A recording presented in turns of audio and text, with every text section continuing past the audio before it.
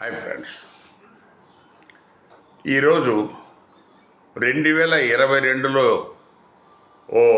ఒక పెద్ద దుమారాన్ని లేపిన ఢిల్లీ లిక్కర్ పాలసీ సంబంధిత కేసు మనకు ఆ సంబంధిత ఢిల్లీ కోర్టు కొట్టివేయటం జరిగింది. అందులో ఎలాంటి రుజువులు లేవు, సాక్ష్యాలు లేవు.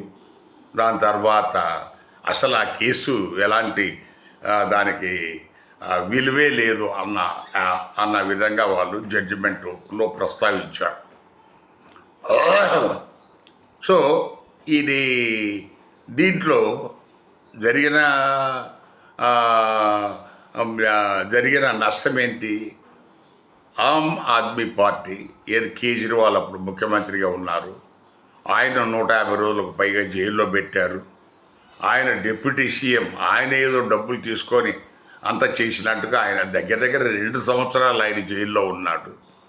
సో మన కేసీఆర్ గారి డాటర్ కవిత కూడా 4-5 నెలలు ఆమె జైల్లో ఉన్నది. ఇలా చాలామంది దాంట్లో జైలు జీవితం అనుభవించారు. సో ఒక మచ్చ వాళ్ళ మీద పడింది. ఆమ్ ఆద్మీ పార్టీ అనేది ఒక తుడిచిపెట్టుకుపోయినట్టుగా చేసి మళ్ళీ ఢిల్లీలో బీజేపీని నిలబెట్టుకున్నాడు. ఒక రాజకీయ దురుద్దేశంతో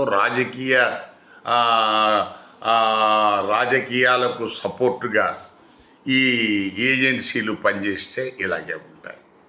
సో మనకు ఈ ఈడీ, ఈ ఐటీ, దాని తర్వాత సిబిఐ, వీళ్ళు ప్రధానంగా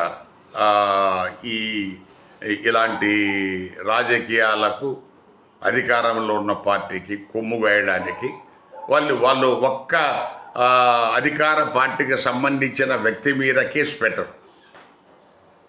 వాళ్ళ ఎన్ని సంవత్సరాలు గడిచినా అలాంటివి ఉండవు. కేసులు మాత్రం అంత అపోజిషన్ వాళ్ళ మీదనే ఉంటాయి. ఇది చాలా దురదృష్టమైన పాలసీ.